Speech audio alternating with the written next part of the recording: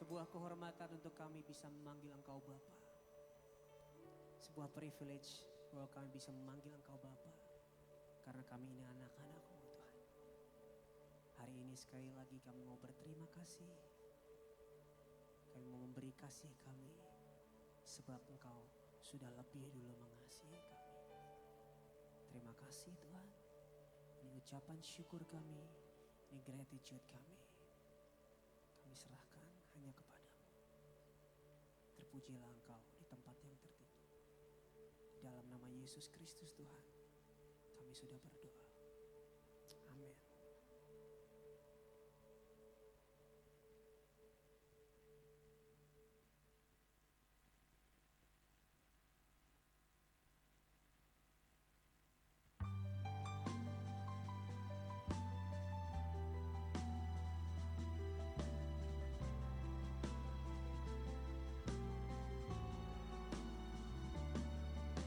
Tuhan, Kau pernah ada di tengah manusia, berjalan di antara manusia berdosa, menyembuhkan yang luka, mengangkat yang jatuh, melepaskan yang terikat dalam dosa. Tuhan, telah ku rasakan indahnya kasih-Mu, tak mungkin hanya ku simpan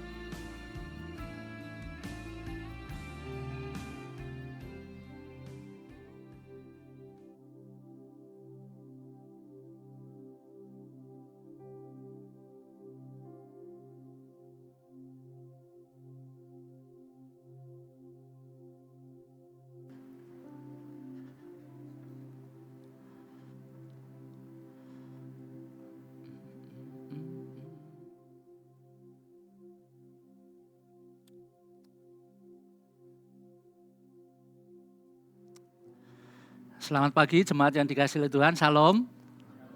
Ya, hari ini kita bersyukur Tuhan mengumpulkan kita di tempat ini dan saya mengucapkan selamat Paskah untuk kita semuanya. Kita bersyukur memiliki Allah yang hidup yang telah mengalahkan kematian ya, menang atas maut. Saya mengundang semuanya bangkit berdiri dan saya mengajak kita juga mengucapkan ya selamat Paskah untuk saudara-saudara seiman yang lain ya. Selamat Paskah. Tuhan berkati, selamat Paskah ya.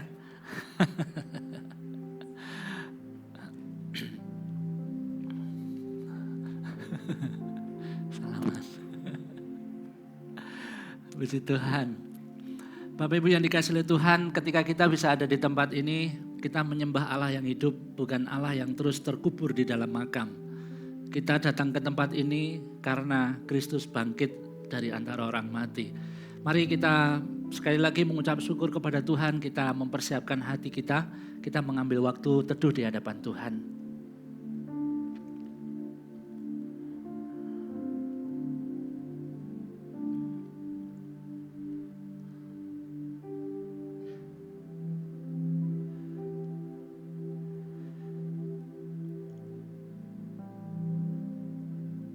Kami datang ke hadirat-Mu dengan keberanian menghampiri tahta-Mu Tuhan, karena Tuhan Yesus telah membuka jalan bagi kami. Pengorbanannya di atas kayu salib dan kemenangannya atas maut, itulah yang menjadi kekuatan kami. Pagi hari ini Tuhan, kami akan memuji, bernyanyi bagi Tuhan, menyembah Engkau dengan segenap hati dan kekuatan kami. Biarlah kami pagi hari ini boleh bersorak, meninggikan nama Tuhan. Biarlah nama-Mu yang akan kami tinggikan dan kami muliakan sepanjang ibadah ini. Dan biarlah Engkau juga yang akan memberkati setiap kami yang mengikuti. Terima kasih ya Tuhan, kami membuka ibadah ini di dalam nama Tuhan Yesus Kristus, Juru Selamat kami yang hidup. Amin. Silakan duduk kembali, selamat beribadah, Tuhan memberkati. Sekalipun pohon ara tidak berbunga, pohon anggur tidak berbuah, hasil pohon zaitun mengecewakan, sekalipun ladang-ladang tidak menghasilkan bahan makanan, kambing domba terhalau dari kurungan, dan tidak ada lembu sapi dalam kandang. Namun aku akan bersorak-sorak di dalam Tuhan, beria-ria di dalam Allah yang menyelamatkan aku. Hari ini kita merayakan Paskah sebagai bukti kasih dan kuasanya yang sempurna yang telah memulihkan setiap kita. Kristus telah memberikan dirinya mati di atas kayu salib agar kita bisa menerima keselamatan kekal tersebut. Mari kita mengingat kasih dan pengorbanannya.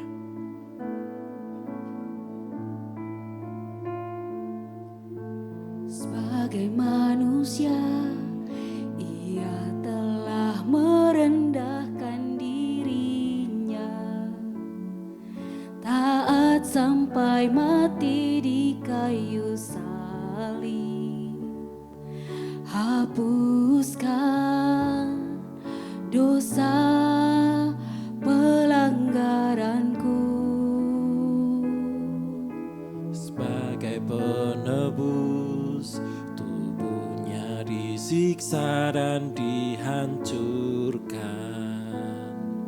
Darah yang mengalir di kayu salib, yang sanggup sucikan, ampuniku.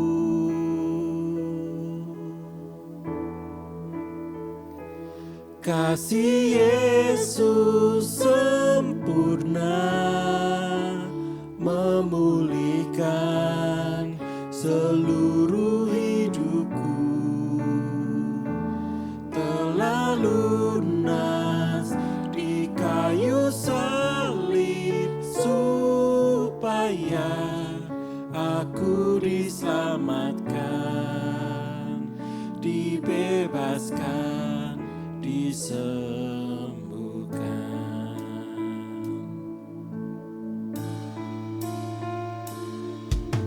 Sebagai manusia, ia telah merendahkan dirinya, taat sampai mati di kayu salib. Hapuskan dosa pelanggaranku. Sebagai penebus, tubuhnya disiksa dan dihancurkan. Darah yang mengalir di kayu salib, yang sanggup sucikan, ampuniku. Sama-sama kita akan katakan, kasih Yesus sempurna, memulihkan seluruh hidupku.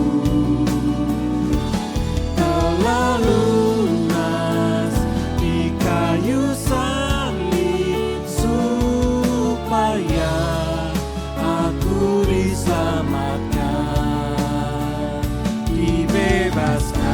Kasih Yesus, kasih Yesus sempurna, memulihkan seluruh hidupku. Telah lunas di kayu salib supaya aku diselamatkan, dibebaskan, disembuhkan. Tuhan, terima kasih sekali lagi untuk karya salib-Mu. Engkau telah menanggung seluruh hutang kami. dengan darah-Mu yang mahal Engkau mencurahkan sebagai ganti setiap dosa-dosa kami. Karena itu Tuhan, biar kami terus memuji, memuliakan Engkau. Yesus Sempurna memulihkan seluruh hidupku, telah lunas di kayu salib supaya aku diselamatkan, dibebaskan, disembuhkan.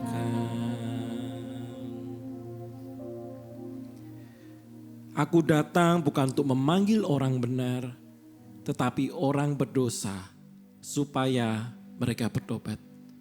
Bapak Ibu saudara sekalian, mari kita sekali lagi dengan kerendahan hati kita datang kepadanya untuk memohon ampun atas segala dosa dan kesalahan yang kita lakukan.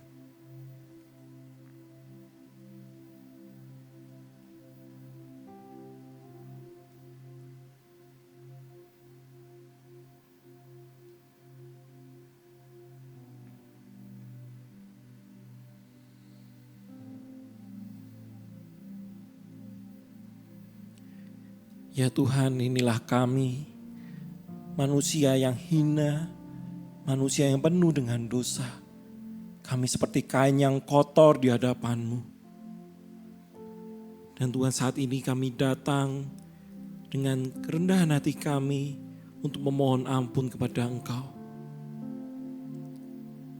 Kami terus diingatkan Tuhan untuk karya salib-Mu.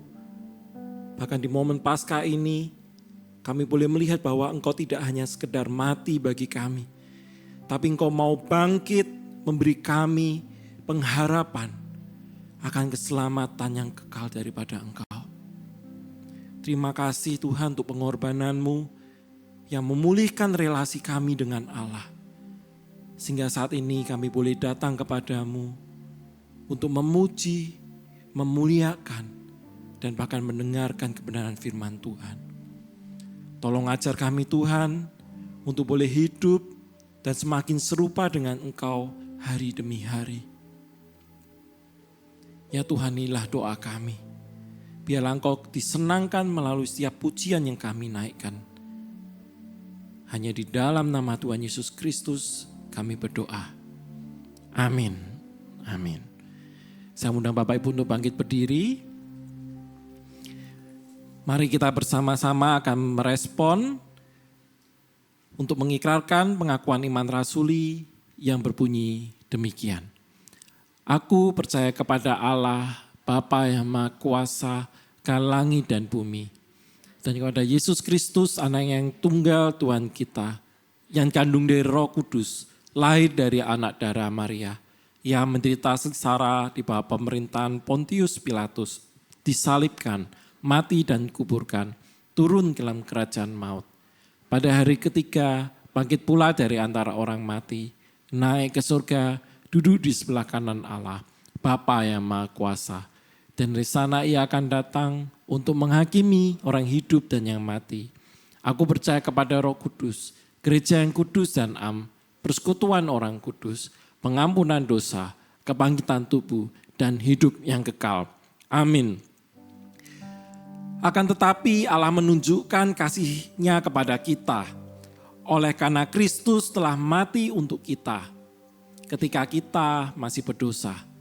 Lebih-lebih karena kita sekarang telah dibenarkan oleh darah-Nya, kita pasti akan diselamatkan dari murka Allah. Mari jemaat Tuhan, kita menaikkan pujian kita kepada Allah yang baik dan penuh dengan kasih setia, yang telah mati dan bangkit bagi kita semua.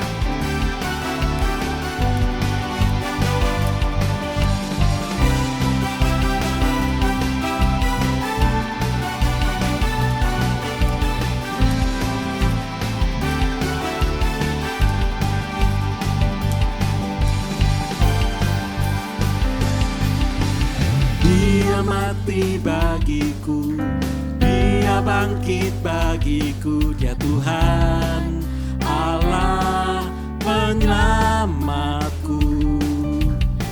kuasa maut dikalahkan, hidupku dipulihkan, ya Tuhan Allah kemenanganku. Dia sungguh baik, Dia sungguh baik, Dia sangat baik. Yesus, Dia baik bagiku. Dia sungguh baik, Dia sangat baik. Yesus, Dia baik bagiku. Saya mengajak Bapak Ibu Saudara boleh bersalaman satu sama lain, katakan Tuhan Yesus baik.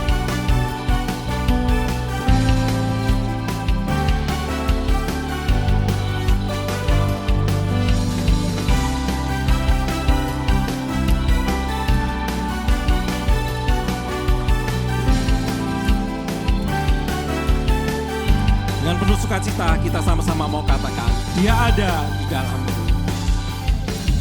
Dia ada di dalamku, bergerak di hidupku. Dia Tuhan Allah kekuatanku. Dia penuhi hatiku dengan kuasa kasih-Nya. Dia Tuhan Allah kemenanganku. Dia sungguh baik, Dia sangat baik. Yesus, Dia baik bagiku. Dia sungguh baik, Dia sangat baik. Yesus, Dia baik bagiku. Mari kita mengingat kebaikan Tuhan di dalam hidup kita, karena Dia Allah yang setia, yang tidak akan pernah meninggalkan kita. He is so good to you, He is so good to me. Jesus, He is so good to you and me. He is so good to you, He is so good to me. Jesus, He's so good to you and me. Jesus is so good. Jesus, He's so good to you and me. Jesus, He's so good to you. He's so good to me. He's so good to you and me. Biarlah kemuliaan hanya bagi Allah kita. Sebab kubur yang kosong adalah bukti bahwa Kristus telah mati, bangkit, dan menang atas maut. Karena Dia hidup, kita beroleh pengharapan dan keselamatan. Haleluya bagi Allah kita, sebab Dia hidup. Anak Allah, Yesus namanya, menyembuhkan, menyucikan, bahkan mati, tebus dosaku. Kubur kosong membuktikan Dia hidup. Sebab Dia hidup, sebab Dia hidup. Ada hari esok, sebab Dia hidup. Ku tak gentar, karena ku tahu Dia pegang hari esok. Hidup jadi berarti sebab Dia hidup.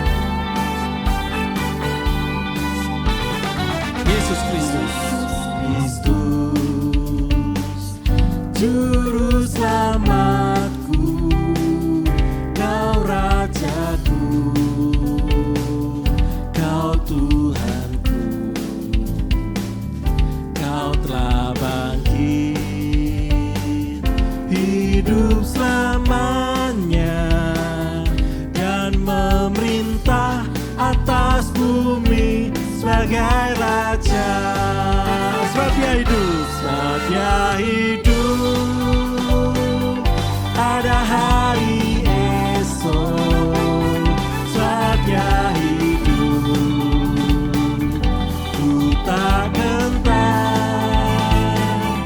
karena ku tahu Dia pegang hari esok. Hidup jadi berarti sebab Dia hidup, sebab Dia hidup, ada hari esok, sebab Dia hidup, ku tak gentar, karena ku tahu Dia pegang hari esok. Hidup jadi berarti sebab Dia hidup. Hidup jadi berarti sebab Dia hidup. Hidup jadi berarti, hidup jadi berarti sebab Dia hidup.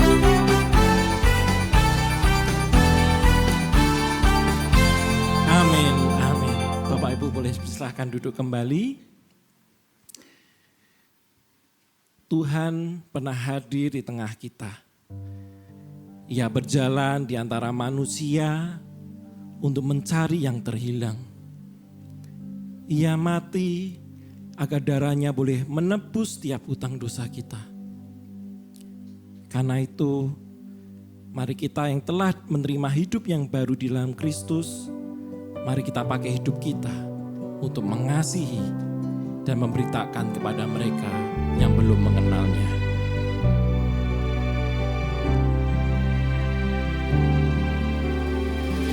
Kau pernah ada di tengah manusia, berjalan di antara manusia berdosa, menyembuhkan yang luka, mengangkat yang jatuh, melepaskan yang terikat dalam dosa. Tuhan telah ku rasakan indahnya kasih-Mu, tak mungkin hanya ku simpan berdiam diri. Bawalah aku berjalan di tengah duniamu, buatlah aku hidup hanya untukmu. Hidup bagi Kristus hanya mungkin karena kasih-Nya. Hidup bagi Kristus hanya mungkin karena anugerah, mengasihi yang Dia kasihi, melakukan yang Dia kerjakan. Ku mau hidup bagi Kristus.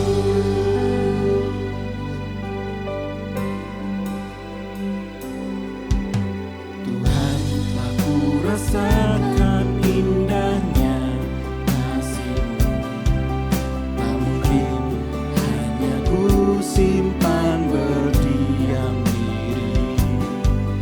Bawalah aku berjalan di tengah duniamu, buatlah aku hidup hanya untukmu.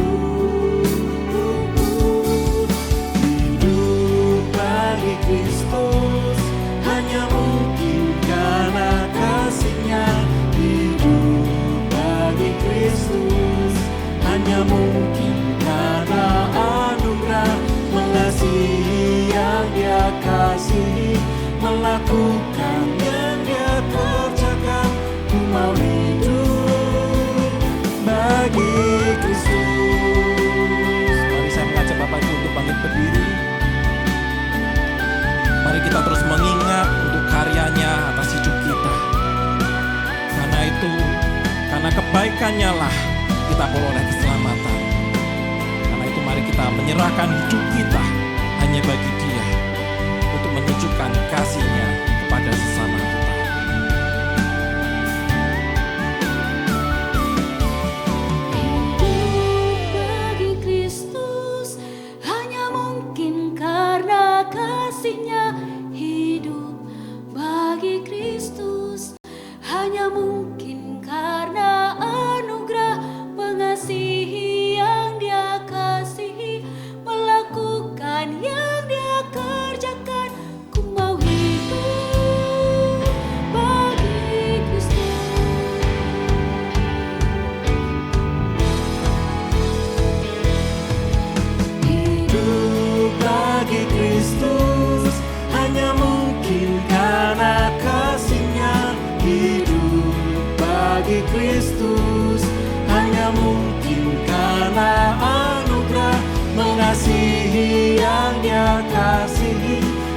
lakukan yang Dia kerjakan.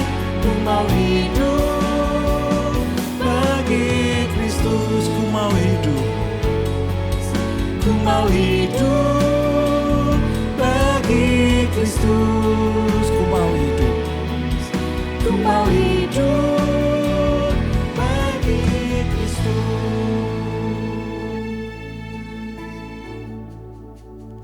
Mari kita masuk di dalam doa. Tuhan, ku mau hidup bagimu. Ku mau meresponi apa yang sudah Tuhan kerjakan. Dan kami mau mempersembahkan diri kepadamu. Sekiranya kami bisa melakukan apa yang Tuhan rindukan untuk kami kerjakan. Itu juga karena anugerah Tuhan yang memampukan kami. Tuhan, pada saat ini jikalau kami akan belajar firman-Mu, biarlah Tuhan juga memakai kebenaran ini, mengingatkan kami, menghiburkan kami, meneguhkan kami, secara khusus pengharapan kami kepada Engkau, karena kami memiliki Allah yang hidup. Tuhan, terima kasih. Kami menyerahkan pemberitaan firman Tuhan, biarlah Engkau memberkati kami semua yang ada di tempat ini, hamba-Mu yang terbatas. Kami memohon belas kasihan Tuhan, Tuhan juga yang menolong. Inilah doa kami. Dalam nama Tuhan Yesus Kristus, Juru Selamat kami yang hidup. Amin. Silakan duduk kembali Bapak Ibu.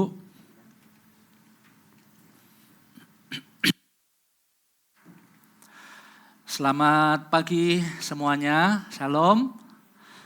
Ya, saya mengucapkan selamat Paskah untuk kita semuanya. Kita bersyukur memiliki Allah yang hidup.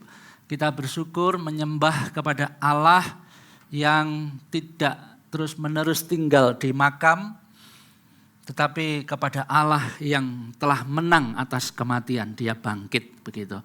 Nah, tema pada saat ini adalah Paskah, kebangkitannya, keutamaannya. Kebangkitannya, keutamaannya. Nah, Bapak Ibu yang dikasihi Tuhan, sebelum kita membaca firman Tuhan, dulu pada tahun 1950 ada sebuah kisah nyata di China, bahwa dulu di sana pemerintahan komunis itu mengambil alih China, yaitu tahun 1950. Bapak Ibu mungkin yang pernah membaca sejarah ini ada. Nah, pada waktu itu terjadi, kekristenan di sana benar-benar mengalami penekanan Bapak Ibu ya. Jadi para pendeta ditangkap, orang-orang yang mengaku menyatakan Kristen ditangkap, gereja-gereja ditutup, agama Kristen dilarang pada waktu itu ya, dilarang menyebar secara luas. Nah, di dalam situasi yang seperti itu Bapak Ibu, orang berpikir pada waktu itu ya, orang berpikir rasanya kekristenan di daerah China sudah akan selesai, sudah akan habis begitu. Karena memang pemerintahan komunis begitu ketat pada waktu itu. Tetapi Bapak Ibu, apakah benar-benar terjadi kekristenan pada waktu itu hilang? Walaupun para pendeta ditangkap, walaupun orang-orang dilarang beribadah, orang Kristen sebagian ditangkap, gereja ditutup, semua dilarang melakukan aktivitas yang berbau kekristenan, ternyata kekristenan pada waktu itu justru semakin meningkat. Kekristenan semakin meningkat. Dan ada salah satu kalimat yang sangat terkenal, biasanya ini dikutip di kisah-kisah misi, dia itu mengatakan seperti ini Bapak Ibu ya, orang-orang pada waktu itu mengatakan seperti ini. Kami memang tidak punya pendeta tetap, karena pendetanya sudah ditangkap ya. Tetapi kami memiliki Roh Kudus yang menjadi pemimpin kami. Kami tidak punya gedung gereja. Memang dilarang beribadah di gedung gereja pada waktu itu. Tetapi kami sendiri adalah gereja itu. Kami tidak punya kepala organisasi. Ya, badan sinode kalau seperti kita saat ini ya. Mereka tidak punya denominasi. Tetapi mereka mengakui bahwa Yesuslah adalah kepala mereka. Yesus adalah kepala kami. Dan benar Bapak Ibu ya, singkat cerita di dalam beberapa dekade ketika dunia membuka mata, kekristenan benar-benar pesat sampai sekarang. Ya, sampai sekarang kekristenan benar-benar pesat. Nah, kita mungkin mendengar ada istilahnya gereja bawah tanah ya, bukan berarti itu di gua atau di bawah tanah, tidak. Tetapi gereja atau peribadahan persekutuan orang-orang Kristen yang memang dilakukan secara sembunyi-sembunyi. Ya memang sekarang gereja sudah ada. Saya mendengar ada beberapa jemaat di tempat ini yang sekolah di sana juga ada gereja. Tetapi sebetulnya juga tetap tidak sebebas kita beribadah. Katanya sih, saya belum pernah ke sana. Pemerintah tetap mengawasi. Segala sesuatu ajaran yang berpotensi melawan pemerintahan pasti akan ditindak, begitu ya. Tapi intinya adalah di tengah-tengah situasi yang seperti itu, di tengah-tengah situasi mereka tidak punya gedung gereja pada waktu itu, di tengah-tengah mereka tidak punya pemimpin gereja, mereka tetap percaya mereka adalah bagian dari tubuh Kristus dan Kristus adalah kepalanya. Nah pada saat ini kita juga akan belajar kebenaran tentang Yesus yang adalah kepala. Yesus yang adalah kepala gereja yang dia bangkit dari kematian, yang telah menang atas maut.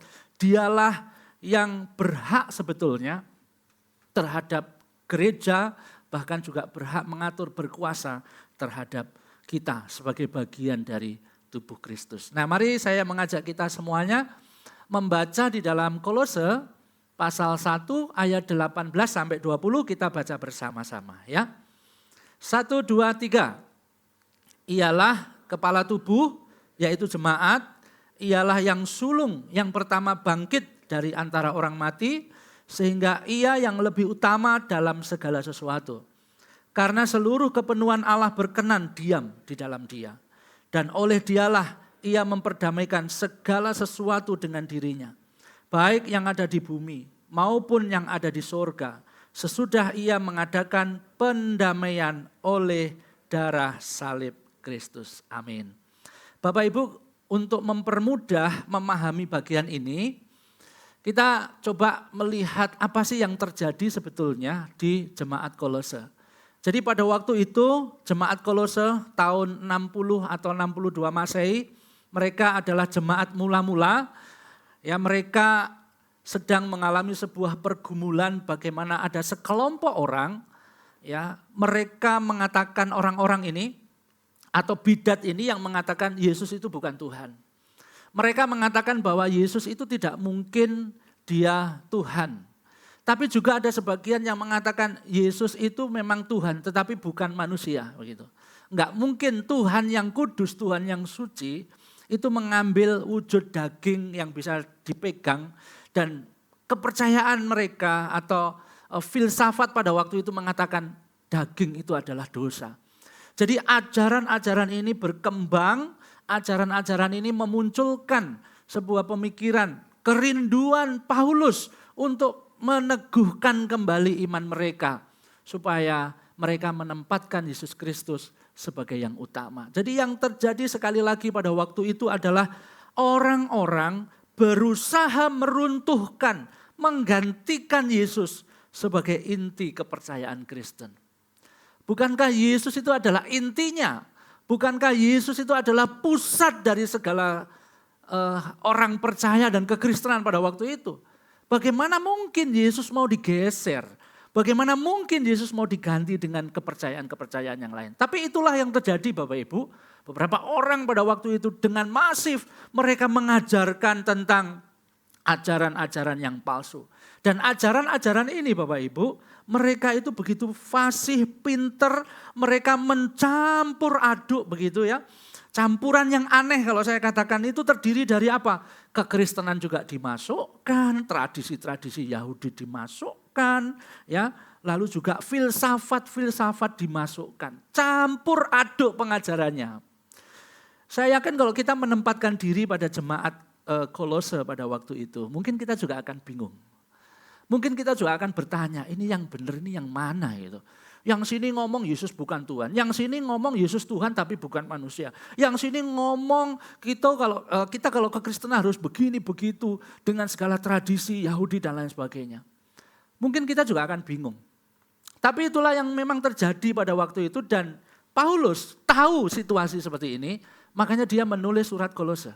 Makanya kalau kita melihat di dalam surat Kolose Bapak Ibu, kita akan menemukan satu tema besar yang sangat kuat, yaitu tentang apa? Keutamaan Yesus Kristus.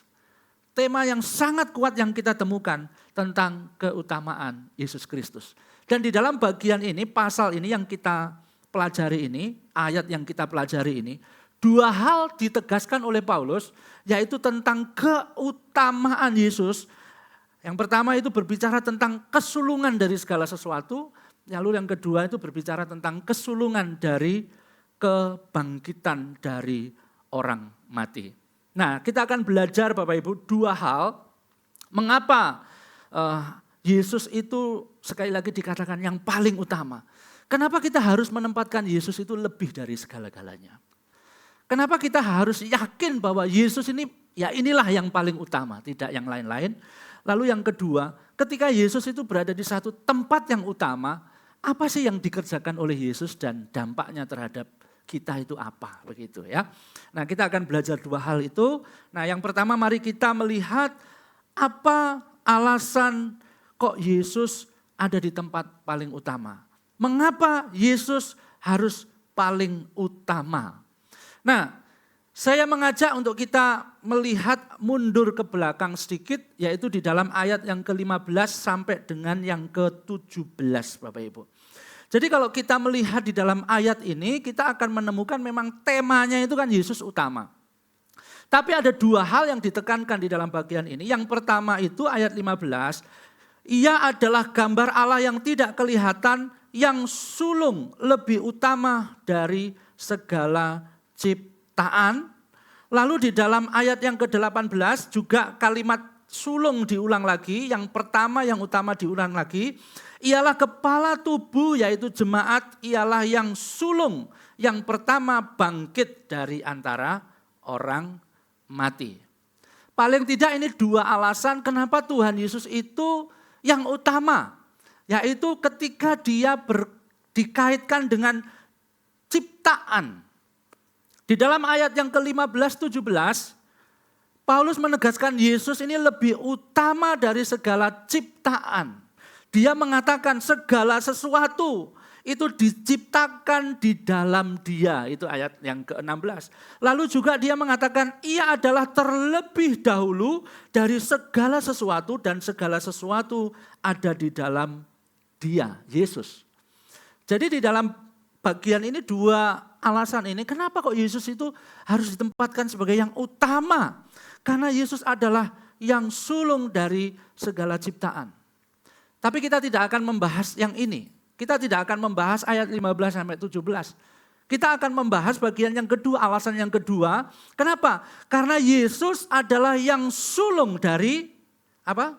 Kebangkitan. Yesus yang sulung dari kebangkitan.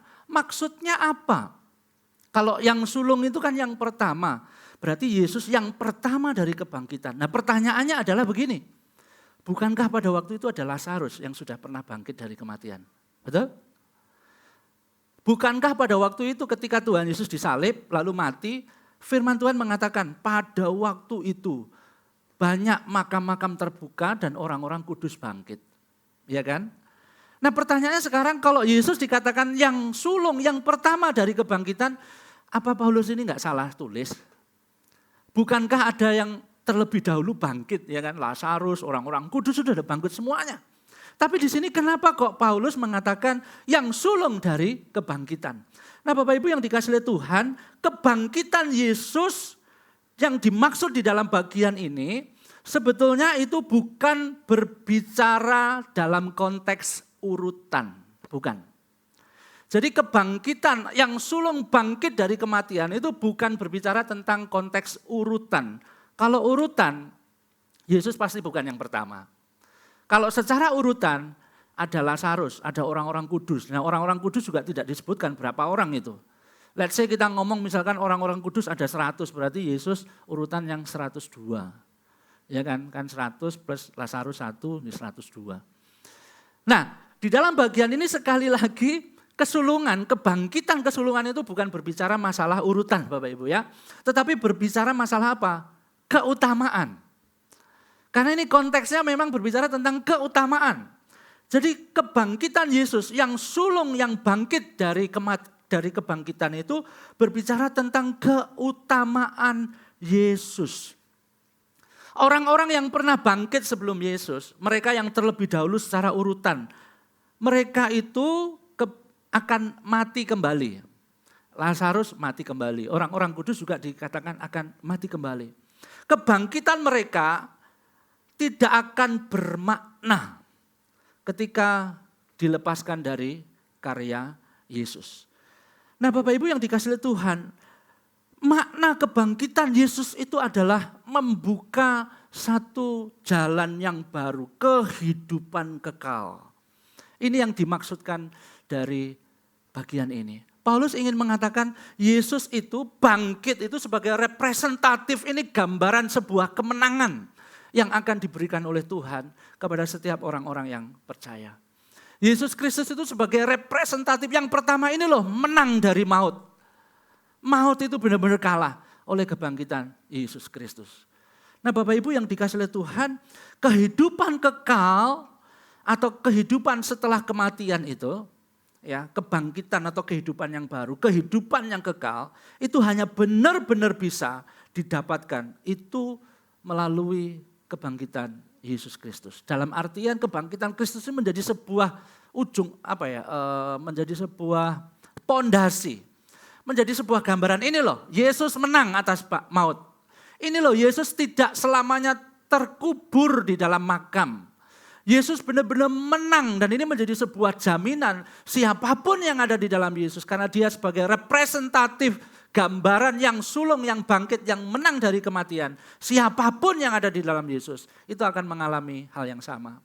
Dan ini bukankah menjadi sebuah keyakinan kita yang kita sampaikan setiap minggu di dalam pengakuan iman kita, ya kan?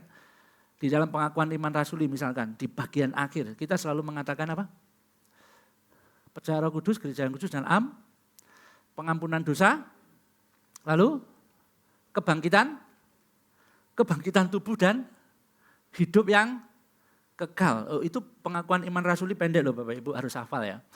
Jangan sampai nanti gereja minta harus hafal pengakuan iman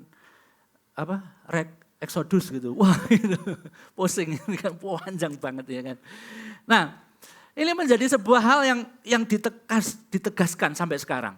Ini menjadi sebuah jaminan. Kenapa kita memiliki pengharapan bahwa nanti ada sebuah kehidupan kekal? Ya, karena yang kita percayai, Yesus Kristus yang telah mati, yang telah dikorbankan itu menang, benar-benar menang. Dia membawa sebuah perubahan. Nah Bapak Ibu yang dikasihi oleh Tuhan, Paulus tidak hanya berbicara tentang ini. Paulus tidak hanya berbicara Yesus Kristus yang utama karena dia bangkit sebagai representatif menang atas maut. Tetapi Yesus Kristus itu juga sebagai kepala gereja, di situ dikatakan. Ini sebagai kepala tubuh, kepala jemaat begitu. Nah kenapa Paulus memberikan gambaran ini? Nah tentu kita akan mudah dengan paham bahwa kepala itu menjadi bagian yang terpenting ya di dalam tubuh kita. Betul gak sih? Ya kan, orang itu nggak bisa apa-apa kalau ininya sudah rusak begitu kan. Segala sesuatu yang kita lakukan itu kan kontrolnya itu kan dari sini. Ya kan, kita mau melangkah itu kita pikir dulu, tapi secara cepat melangkah semuanya begitu kan. Nah, Paulus juga memaknai itu. Gambaran Yesus sebagai kepala gereja ya di dalam tubuh jemaatnya yang diberikan oleh Paulus ini sebuah gambaran apa? Supaya jemaat itu tahu betul kalau mereka itu hidup tanpa Yesus. Karena tadi di awal latar belakangnya itu kan ada orang yang mengatakan, Yesus itu enggak perlu, Yesus bukan Tuhan, Yesus harus digeser, Yesus ini harus diganti dengan yang lain dan seterusnya. Paulus ingin mengatakan kalau Yesus ini kepala dan gereja itu tidak ada kepalanya, atau dengan kata lain kalau misalkan gereja itu terlepas dari kepalanya, maka gereja itu enggak bisa apa-apa. Maka benar-benar itu akan menjadi sebuah kumpulan orang-orang yang disesatkan dengan filosofi-filosofi yang kosong. Makanya Paulus memberikan nasihat, Kristus Yesus yang kepala jemaat. Metafora kepala tubuh ini memberikan sebuah gambaran ya, melambangkan satu apa? Supremasi Kristus. Itu melambangkan sebuah kesatuan semua orang sebagai organisme hidup yang menjadi milik Kristus. Dan siapa di dalamnya yang menjadi milik Kristus? Siapa itu bagian dari tubuh Kristus? Ya jemaat Kolose, ya termasuk kita semua di tempat ini. Bapak Ibu yang dikasihi oleh Tuhan, kalau kita belajar tentang gereja, di tempat ini juga sudah dibahas. Gereja itu kan bukan hanya merujuk atau gereja yang sejati. itu kan bukan merujuk pada bangunan. Tetapi gereja yang sejati, gereja yang sesungguhnya itu kan kita. Kita ini yang menjadi bagian dari tubuh Kristus. Dan setiap kita ini memiliki peran masing-masing. Setiap kita itu tidak bisa lepas dari kepala itu. Nah itu yang ditegaskan oleh Paulus di dalam bagian ini. Makanya di dalam bagian yang lain, sekali lagi Paulus ini memberikan sebuah penegasan ya di Efesus 1 ayat 22-23. Nadanya juga sama, Yesus adalah sumber, Yesus adalah pemimpin tubuhnya ya. Pemimpin tubuhnya yaitu gereja. Paulus mengatakan di dalam Efesus 1 ayat 22 dan 23. Dan segala sesuatu telah diletakkan di bawah kaki Kristus dan dia telah diberikannya kepada jemaat sebagai kepala dari segala yang ada, jemaat yang adalah tubuhnya termasuk kita, yaitu kepenuhan dia yang memenuhi semua dan segala sesuatu. Bapak Ibu yang dikasihi oleh Tuhan, kitalah gereja. Kitalah gereja itu. Kitalah yang menjadi bagian dari tubuh Kristus itu.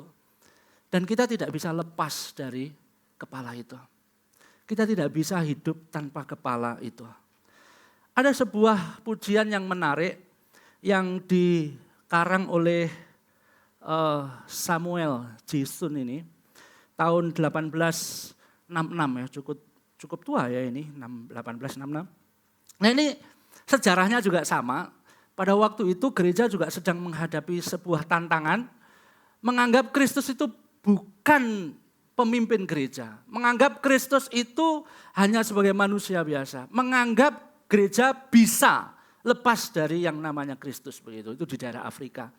Makanya dia memberikan respon dengan mengarang sebuah lagu ini. Ya, kalau dalam bahasa Inggris judulnya ini The Church One Foundation. Ada yang bisa lagunya? Kita nyanyikan ya. Ada yang bisa? Di atas satu alas yang kuat dan bakar. Terus, berdirilah gereja di tengah dunia, yaitu Yesus Kristus yang telah menjadikan jemaat dengan sabda dan air baptisan. Ada yang bisa pujian ini? Kita pujikan ya, coba ya. Yang bisa saya pengen mendengar suaranya. 1, 2, 3. Di atas satu alas yang kuat dan bakar, berdirilah gereja di tengah dunia, yaitu Yesus Kristus yang telah menjadikan jemaat dengan sabda dan air baptisan. Yang menjadikan gereja siapa? Yesus Kristus. Karena memang dia kepala gereja. Dia yang membuat seluruh orang percaya ini dipersatukan menjadi bagian dari tubuh Kristus. Dan itulah gereja. Dan dialah kepalanya. Dialah yang memberi tujuan di dalam hidup. Dia yang memberikan arahan. Dia yang memberi hikmat di saat gereja menghadapi kesulitan di dalam hidup. Dialah yang mencukupkan gereja pada waktu gereja membutuhkan segala sesuatu. Sebagai gereja yang komunal. Kita itu bukan hanya terkait, bukan hanya berelasi dengan satu gereja lokal, tetapi kita itu juga terkait dengan seluruh orang percaya di seluruh penjuru dunia, di segala abad, segala zaman. Kita menjadi bagian dari gereja yang universal. Itulah tubuh Kristus Bapak Ibu. Dan gereja yang sejati tidak bisa lepas dari yang namanya kepala. Sebuah tugas yang sulit. Kenapa? Karena setiap anggota memiliki perbedaan. Ya kan? Setiap kita punya keunikan yang Tuhan tempatkan di dalam diri kita masing-masing. Ada yang pinter di area ini, ada yang pinter di area ini. Ada yang memiliki pemikiran ini dan itu. Tetapi Bapak Ibu yang dikasihi oleh Tuhan, semuanya disatukan di dalam Kristus dan kita tetap memiliki kesamaan bahwa kita tetap menjadi bagian dari tubuh Kristus. Dengan Kristus sebagai kepala Bapak Ibu, maka itu yang akan menjadi pengajar, yang akan mengarahkan, yang akan memampukan, yang akan menyatukan setiap bagian dari tubuh Kristus itu. Setiap bagian dari gereja lokal, setiap bagian dari gereja universal.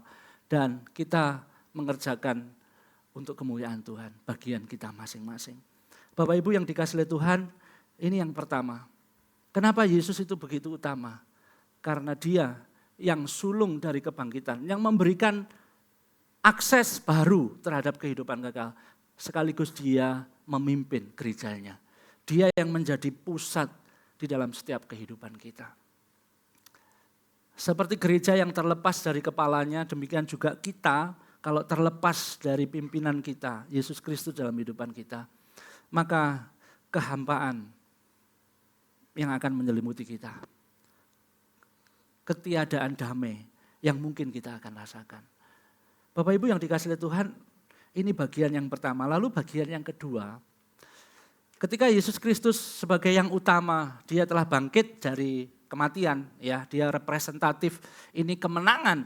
Ya, Yesus Kristus yang membawa seluruh umat yang percaya juga mengalami sebuah kebangkitan di dalam pengharapan kehidupan kekal nanti. Nah, Yesus Kristus di situ dikatakan sebagai pendamai, sebagai pendamai. Nah, ini menjadi sebuah karya yang terus berpengaruh di dalam orang percaya dan juga termasuk kita semuanya. Ayat 19, karena seluruh kepenuhan Allah berkenan diam di dalam Dia. Dan oleh Dialah ia memperdamaikan segala sesuatu dengan dirinya, baik yang ada di bumi maupun yang ada di surga, sesudah ia mengadakan pendamaian oleh darah salib Kristus. Ada beberapa hal yang ingin saya jelaskan secara singkat. Yang pertama di situ dikatakan karena seluruh kepenuhan Allah berkenan diam di dalam Dia. Maksudnya apa sih? Seluruh kepenuhan Allah berkenan diam di dalam Dia. Ada yang mengatakan bahwa ini berbicara tentang duinatur Yesus. Ya, Yesus itu satu pribadi, dua, halo, satu pribadi dua hakikat, ya kan? Dia satu pribadi, Yesus Kristus, tetapi naturnya, hakikatnya kita nggak boleh lupa. Dia adalah Allah yang sejati, tetapi juga manusia yang sejati. Nah, ada yang mengatakan kepenuhan Allah ini berbicara tentang ini loh. Yesus itu benar-benar Allah dan benar-benar manusia.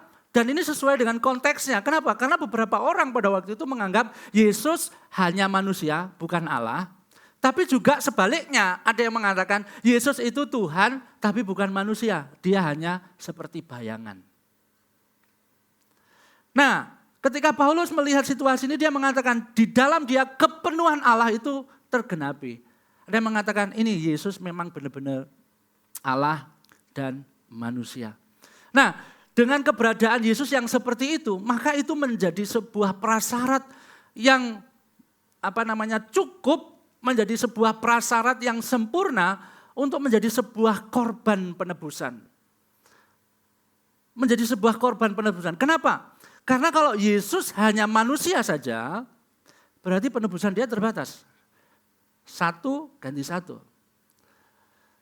Kalau Yesus hanya manusia saja, maka penebusannya tidak bisa berlaku terhadap semua orang. Dia harus manusia. Karena yang berdosa juga manusia. Dia harus Allah dengan penebusan yang berlaku untuk semuanya. Tapi kalau Yesus itu hanya Allah saja, ya nggak bisa. Kenapa? Karena di dalam penebusan itu harus ada pencurahan darah dan kematian. Kalau Yesus hanya Allah saja, berarti Yesus ya nggak bisa mati dong, karena Dia Allah bukan manusia. Lalu yang berdosa kan juga manusia, bukan yang lain, bukan binatang. Makanya sudah cocok, sudah genap kalau Yesus itu ada kepenuhan Allah di dalam Dia. Dia adalah Allah sekaligus manusia.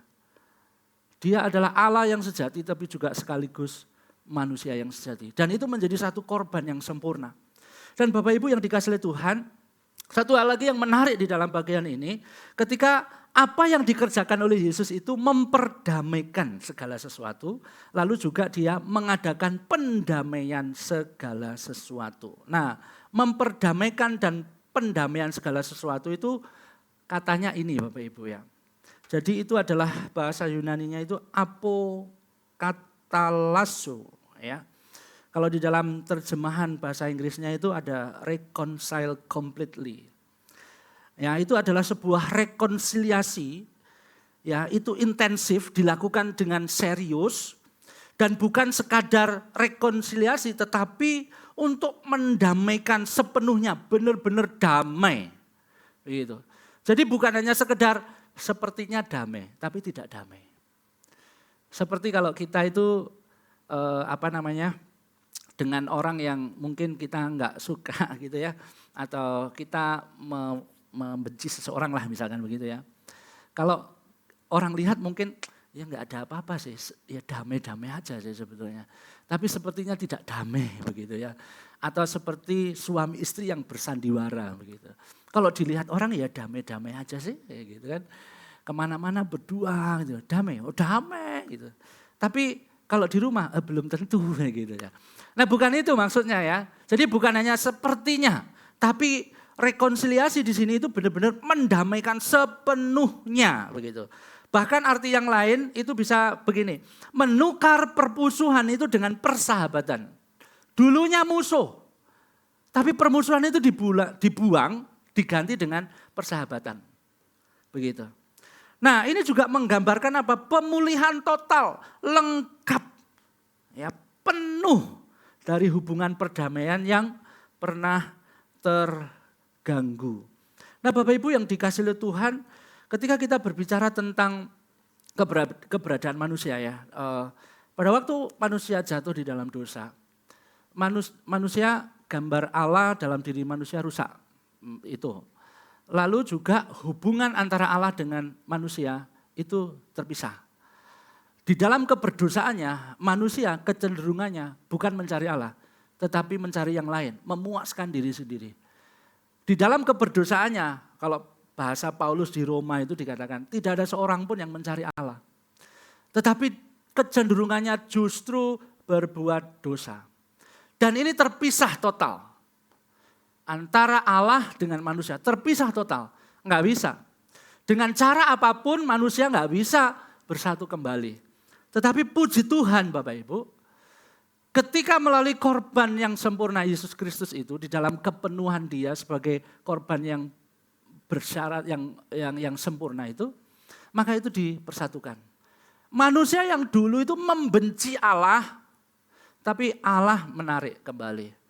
Hubungan yang dulu itu rusak, kalau bahasa Paulus dikatakan manusia itu menjadi musuh Allah. Tapi di dalam bagian ini ketika Allah itu memperdamaikan, Yesus Kristus itu memperdamaikan dengan darahnya, itu dikembalikan kembali. Dipulihkan kembali. Nah Bapak Ibu yang dikasihi Tuhan, Yesus Kristus itu mendamaikan antara manusia berdosa dengan Allah. Dia menggenapkan, dia memuaskan apa yang Allah ingin Allah syaratkan begitu ya. Maksudnya begini, kita bisa melihat Allah itu kan kasih, tapi Allah itu kan adil. Bagaimana keadilan Allah dan kasih Allah itu benar-benar dipertemukan dan itu ada satu korban yang sempurna. Ya melalui darah Kristus. Melalui darah Kristus. Makanya di tempat ini beberapa kali kan dikatakan, keadilan dan kasih Allah itu bertemu di salib. Hasilnya apa? Hasilnya adalah rekonsiliasi antara Allah dan manusia. Nah itulah yang dikerjakan oleh Yesus Kristus. Itulah yang dikerjakan oleh Juru Selamat kita Bapak Ibu. Itulah yang membuat kita itu berani menghadap kepada Allah. Itulah yang selalu disampaikan di dalam ibadah ini pada waktu votum. Kita bisa berani menghadap tahta Allah yang kudus. Kenapa?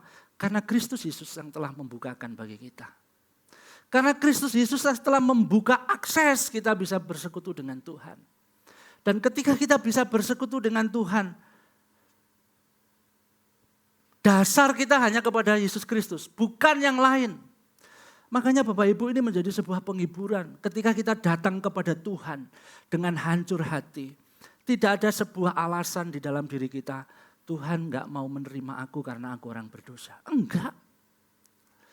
Beberapa orang selalu mengatakan, menghakimi dirinya sendiri, merasa berdosa sampai mengatakan, rasanya Tuhan gak mau terima aku deh. Karena aku ini orang yang bobrok, karena aku ini orang yang penuh dengan dosa. Bapak Ibu yang dikasihi Tuhan, bukan itu yang diajarkan oleh Alkitab. Ketika kita bisa datang kepada Tuhan itu bukan karena kita ini bersih, bukan karena kita suci, bukan. Kita bisa datang bersekutu dengan Tuhan, ya karena Kristus Yesus yang telah mendamaikan dengan darahnya itu. Dengan darahnya yang sempurna itu.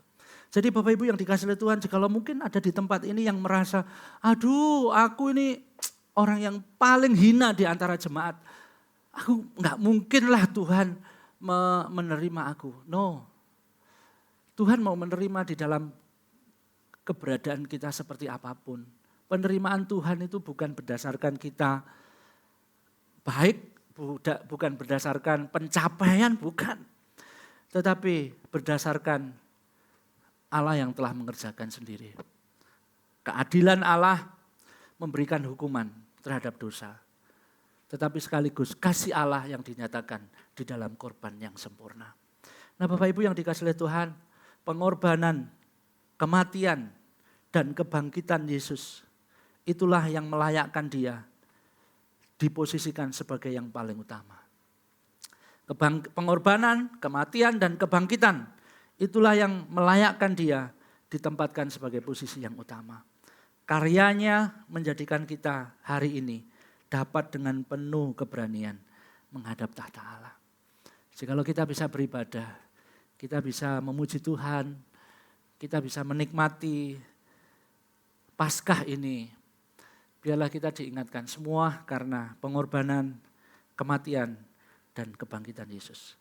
Biarlah kita belajar Bapak Ibu menempatkan Yesus sebagai pusat hidup kita.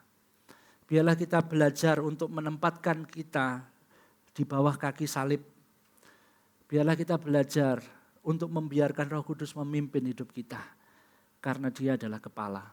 Yesus Kristus adalah pemimpin kita. Yesus Kristus yang menentukan arah hidup kita. Apapun yang kita lakukan, kalau di dalam bahasa DG, mari kita melakukannya dengan kacamata Injil. Mari kita melakukan segala hal yang kita kerjakan, apapun itu di rumah, di hubungan suami istri, pekerjaan, sekolah. Biarlah itu kita diresapi dengan nilai-nilai Injil. Biarlah kita diresapi dengan apa sih yang Yesus pernah kerjakan di dalam dunia ketika dia berkorban untuk kita. Mari kita berdoa.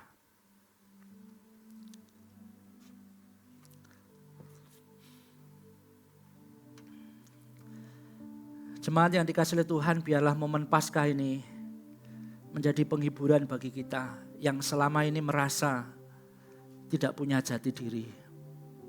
Menjadi penghiburan bagi kita yang selama ini merasa Tuhan jauh karena kita merasa berdosa. Menjadi penghiburan bagi kita jikalau selama ini mungkin juga kita masih meragukan dan tidak ada pengharapan yang pasti. Kristus menang, dia bangkit dan dia menjadi kepala. Dia yang menuntun menjadi pusat hidup kita. Dan pada saat ini biarlah Paskah juga membawa kita meresponi kasih Allah dengan mengerjakan bagian kita dalam kehidupan kita hari lepas hari. Apapun itu. Ini adalah waktu yang tepat Bapak Ibu. Paskah ini menjadi waktu yang tepat untuk kembali merenungkan apakah Yesus sudah menjadi kepala dan apakah hidup kita mewujudkan kasih itu dari rasa syukur kita terhadap karya Yesus Kristus di atas kayu salib. Atau justru sebaliknya kita menyia-nyiakan, kita menganggap enteng dan remeh pengorbanan Tuhan. Mari kita berdoa bersama-sama Bapak Ibu. Tuhan, kami mengucap syukur. Kami memiliki Allah yang hidup. Allah yang menerima kami apa adanya. Allah yang sudah berkorban dengan sempurna. Tuhan Yesus, terima kasih. Bagian kami mengerjakan apa yang Tuhan ingin kami kerjakan. Dan bagian kami menyandarkan hidup, menyerahkan di bawah kaki Yesus. Mengikuti setiap pimpinan yang Tuhan berikan. Terima kasih ya Tuhan. Kami berdoa biarlah di dalam kehidupan kami hari lepas hari. Segala hal kami lakukan dengan sudut pandang Injil. Dengan sudut pandang kasih Kristus yang telah terlebih dahulu dicurahkan bagi kami. Terima kasih ya Tuhan. Inilah doa kami. Dalam nama Tuhan Yesus. Amin. Saya kembalikan ke liturgus.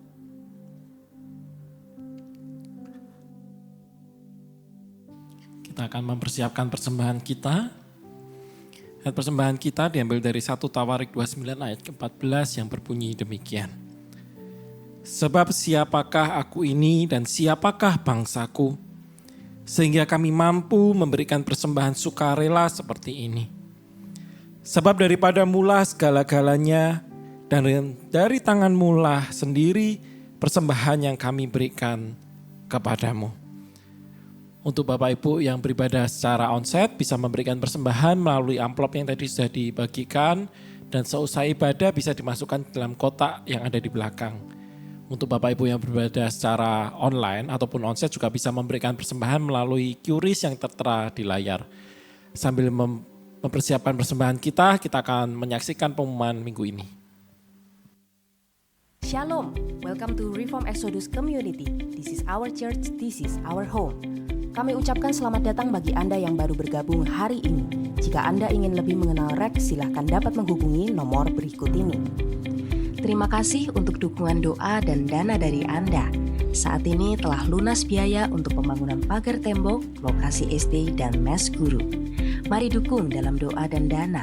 Saat ini masih diperlukan beasiswa untuk 5 calon guru yang akan melayani di Sekolah Kristen Exodus Sorong. Bagi Anda yang rindu berpartisipasi dalam proyek ini, silakan dapat menghubungi Ibu Venisa. Mari hadir dalam temu Zoom interaktif pemerlengkapan pemuritan REK Indonesia. Menjadi mentor efektif, Selasa 22 April pukul 19.30 hingga 21 malam, wajib bagi seluruh pemimpin DG. Menjadi pemimpin DG efektif, Rabu 23 dan 30 April pukul 19.30 hingga 21 malam, wajib bagi seluruh calon pemimpin DG. Tautan Zoom akan diumumkan di grup WA DG REK lokal masing-masing, paling lambat H-1. Untuk Camp Gap Angkatan 4, selain berupa Camp Gap intensif atau Camp Gap menginap pada Rabu sore hingga Minggu sore 3-6 September 2025 di saat tanggal merah Maulud, dibuka pula kesempatan Camp Gap reguler tanpa menginap dengan besaran kontribusi peserta sama untuk subsidi silang. Camp Gap reguler diadakan untuk mengakomodasi jemaat alumni DG1 yang kesulitan keluar kota karena kewajiban merawat anggota keluarga, karena faktor kesehatan, atau karena situasi pekerjaan yang sulit cuti kerja. Camp Gap reguler ini belum tentu diadakan kali kedua karena akan dievaluasi terlebih dulu efektivitasnya. Camp Gap reguler akan diadakan di Redminden dengan maksimal 40 peserta dan dilaksanakan 3 kali Sabtu berturut-turut, yakni Sabtu 26 Juli dan Sabtu 2 Agustus 2025, keduanya dari sarapan pagi hingga sore, serta Sabtu 9 Agustus 2025 dari sarapan pagi hingga makan malam. Di antara 3 Sabtu tersebut, tiap peserta wajib mengerjakan tugas sederhana refleksi tertulis untuk menjaga kesinambungan terobosan holistik Injil yang dialami peserta. Peserta wajib hadir di seluruh sesi Sabtu tanpa keterlambatan. Jika absen satu sesi saja karena alasan apapun, maka peserta terpaksa digugurkan mengingat seluruh sesi merupakan satu kesatuan utuh dan berkesinambungan. Bagi peserta yang gugur, akan didorong mengikuti Camp Gap tahun depan 2026 karena tidak bisa beralih ke Camp Gap intensif 3-6 September 2025 sebab saat itu pendaftaran sudah ditutup. Karena itu, jika memungkinkan, prioritaskan diri mendaftar dan menghadiri Camp Gap intensif menginap yang tanpa batasan jumlah peserta. Biarlah Camp Gap reguler diprioritaskan hanya untuk yang benar-benar membutuhkan. Begitu tercapai 40 pendaftar, maka Google Form pendaftaran Camp Gap reguler akan otomatis tertutup. Pendaftaran terakhir baik Camp Gap reguler maupun Camp Gap intensif adalah pada Minggu 27 April 2025 pukul 24.00. Segeralah mendaftar dan alami terobosan holistik Injil. Demikianlah informasi untuk minggu ini. Tetap semangat, God bless you, see you next week.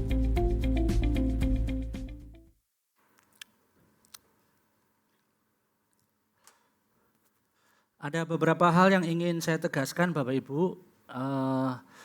Yang pertama adalah MSK Onsite hari ini libur. Jadi akan dimulai minggu yang akan datang. Lalu yang berikutnya kita bersyukur hari ini sudah dilaksanakan acara Pasca bersama anak-anak Sekolah Minggu Reginden tadi di lantai 2 ya. Dan berikutnya mengenai pendaftaran untuk cek kesehatan masih dibuka Bapak Ibu. Jadi ini akan sampai tanggal 28 April. Bapak Ibu bisa menikmatinya. Lalu yang berikutnya kita bersyukur untuk progres yang ada di Sorong. Ini juga Bapak Ibu bisa melihat hasilnya dan terus dukung di dalam doa untuk kebutuhan-kebutuhan yang sedang kita kerjakan ya. Untuk perizinan, para guru, lalu juga untuk kebutuhan dana pembangunan ruang kelas. Jikalau Tuhan mengizinkan, tahun ini kita akan membuka jenjang sekolah Kristen SMP Exodus. Ya, jadi ini adalah sekolah yang kita dirikan di daerah Papua, di Sorong ya Bapak Ibu, kita dukung terus. Lalu yang berikutnya mengenai pelatihan menjadi mentor yang efektif dan menjadi pemimpin DG yang efektif. Nah ini perlu saya informasikan bagi yang sudah menjadi leader sekarang dan sedang berjalan. Nah Bapak Ibu bisa mengikuti yang ini hari Selasa. Tapi bagi Bapak Ibu yang akan menjadi leader, yang masih akan pertama kali menjadi pemimpin, maka Bapak Ibu bisa mengikuti yang ini. Begitu ya, jadi akan dilaksanakan secara online by Zoom dan hanya kurang lebih 1,5 jam targetnya sudah selesai begitu ya. Nanti Bapak Ibu akan dijabri juga bagi beberapa orang yang sudah bersedia menjadi leader, nanti akan saya jabri untuk mendapatkan link ini. Lalu untuk Camp Gap, seperti tadi juga sudah dijelaskan, menurut saya cukup jelas ya, intinya adalah akan ada 2 jenis pelaksanaan ya, 2 jenis pelaksanaan Camp Gap. Nah pelaksanaan secara intensif itu nginap di luar kota, nah pelaksanaan secara reguler itu tidak nginep, dilaksanakan di Surabaya, namun dengan beberapa ketentuan, misalkan hanya 40 orang, terus harus mengikuti tanggal 26, 2, dan 9 nggak boleh absen, no refund. Jadi kalau sudah daftar, ya berarti tidak bisa ditarik kembali gitu ya. Terus nanti juga ada beberapa tugas yang bisa dikerjakan begitu. Jadi ini aja perbedaannya. Oke, terus ya kita turut berduka, ini berita duka dari mertua Bapak Alek yang biasa melayani di tempat ini. Kemarin dipanggil Tuhan ya mertuanya dan sekarang sudah disemayamkan ini ya. Oke, kiranya Tuhan menolong dan memberi kekuatan. Dan yang terakhir Bapak Ibu, ibadah Exo Youth akan dilaksanakan pada hari Sabtu tanggal 26 pukul 18 sampai 20 di lantai 1. Temanya adalah ini ya, When God Navigates Me. Betul ya? Ya ini. Nah itu saja yang ingin saya sampaikan. Kita akan berdoa untuk persembahan, doa syafaat. Saya mengundang semuanya bangkit berdiri. Mari kita berdoa bersama-sama.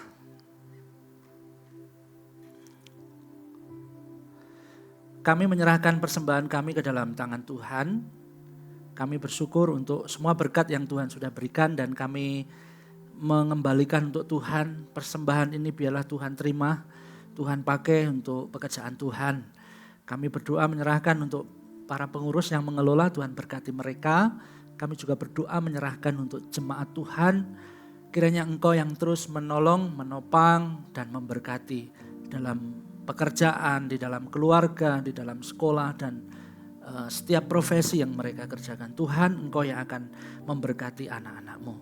Pada saat ini kami berdoa menyerahkan untuk jemaat Tuhan yang sedang bergumul dengan kesehatan. Kami memohon belas kasihan Tuhan, Engkau yang akan memberikan kekuatan, terlebih hati yang terus berharap dan bersandar kepada Tuhan. Kami berdoa menyerahkan ya Tuhan juga bagi kami semuanya yang pada saat ini masih menikmati kesehatan yang Tuhan berikan.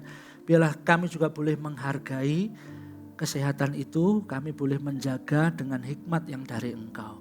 Tuhan terima kasih, pada saat ini kami berdoa menyerahkan Tuhan untuk seluruh umat Tuhan juga yang sudah menikmati ibadah Jumat Agung, juga menikmati ibadah Paskah. Biarlah momen kalender gereja ini membawa kami semakin mengenal akan Kristus, membawa kami semakin kuat iman kami kepada Engkau. Tuhan terima kasih dan kami menyerahkan doa ini dalam tangan Tuhan. Dalam nama Tuhan Yesus, Juru Selamat kami yang hidup. Amin. Kita pujikan doksologi.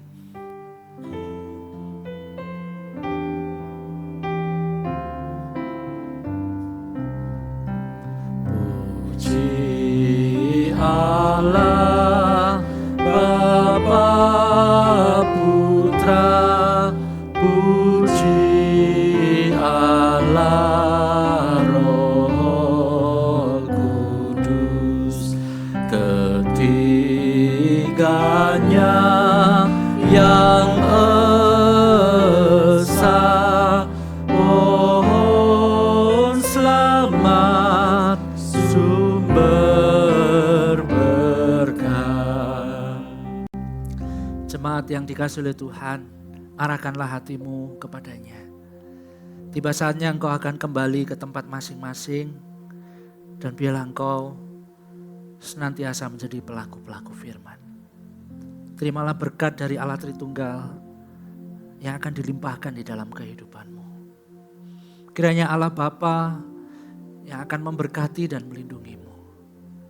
Kiranya Tuhan kita Yesus Kristus yang telah mati dan bangkit menang atas maut, memberikan sukacita dan damai sejahtera hari lepas hari. Kiranya Allah Roh Kudus yang dimeteraikan di dalam hatimu juga akan menuntunmu hari demi hari, memberikan engkau hikmat dan terang di dalam firman-Nya, yang akan memberikan engkau kekuatan bahkan penghiburan. Kiranya segala hal yang baik dan manis dari Allah Tritunggal dilimpahkan bagimu dan terimalah semuanya di dalam nama Tuhan Yesus Kristus, Juru Selamat kita yang hidup. Amin.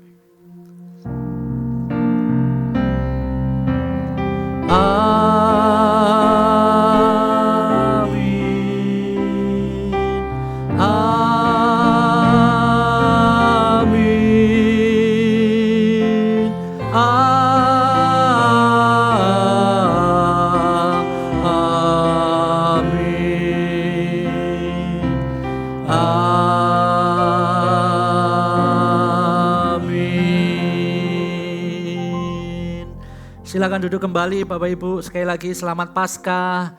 Kita boleh menyapa kanan kiri sekali lagi, selamat Paskah, Tuhan memberkati kita. Selamat Paskah. Selamat Paskah.